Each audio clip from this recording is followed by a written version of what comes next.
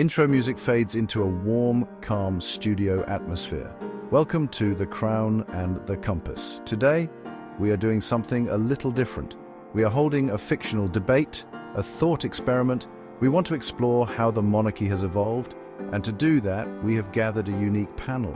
I want to be very clear with our listeners. This is a work of imagination. The words you will hear from our esteemed monarch are entirely fictional, intended to explore ideas of duty, change, with respect and curiosity. In our studio today, we have Dr. Alistair Finch, a historian whose work has shed so much light on the institution.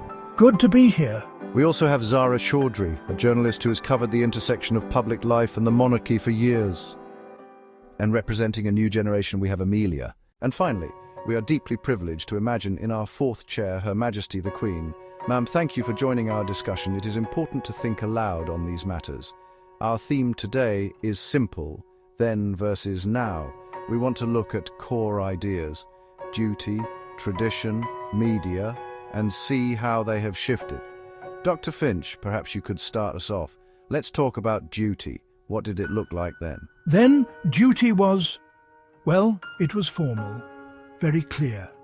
The monarch had a fixed set of roles, a neat script, you could say.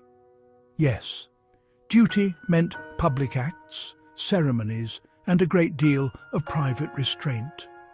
It was a promise of steadiness, especially in storms. And now, gosh, now it feels so different. How so, Amelia? Now, duty feels much more active. It's social. My generation, we want to be seen doing good work, not just attending things. We use our platforms to talk about mental health, about the climate. So it is more hands-on. Exactly. It's about being useful every single day, not just symbolic. Ma'am, you have seen more of this change than anyone. Slight pause. The heart does not. It is still service. The form may change, the tools certainly change, but the promise to serve the people holds. The weight of duty is heavy. That is right. That brings us neatly to tradition. Dr. Finch? Then, tradition was memory. It was the thread tying one generation to the next.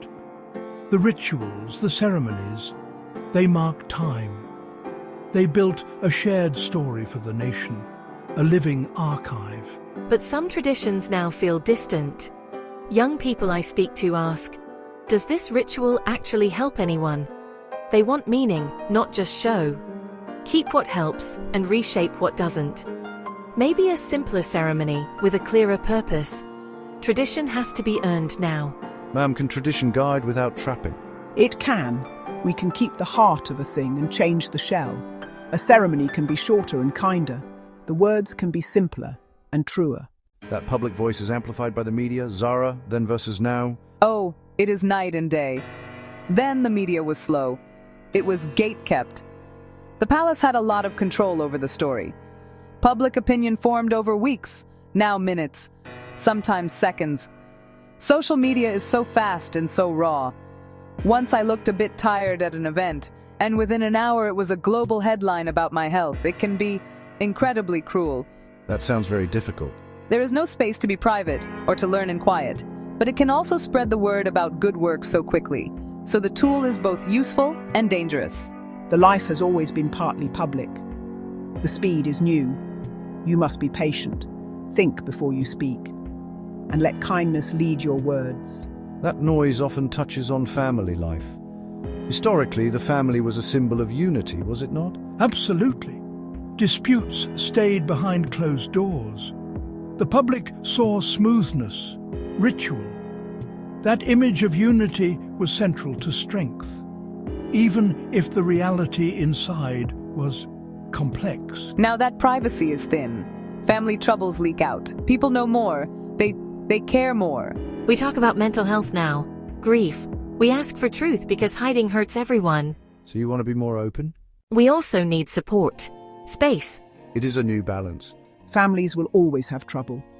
We must care first for the young. Do not make family life a spectacle. Show sorrow when it is real. The public respects honest grief. Compassion holds more power than denial. We have just a few moments left. I would like to turn to the future. Amelia, what role do young royals want to play? We want to use the platform well, to champion health, the climate, to listen to young people, to be open about our mistakes and our growth, work that matters, space to live a private life. If I may, new generations have always reshaped the Crown. The institution survives by changing while keeping its core. A word of caution from history. Learn the past first. Change well, keep the core. Then you will be trusted. I will. I promise to learn and listen. I just ask to be given the room to grow.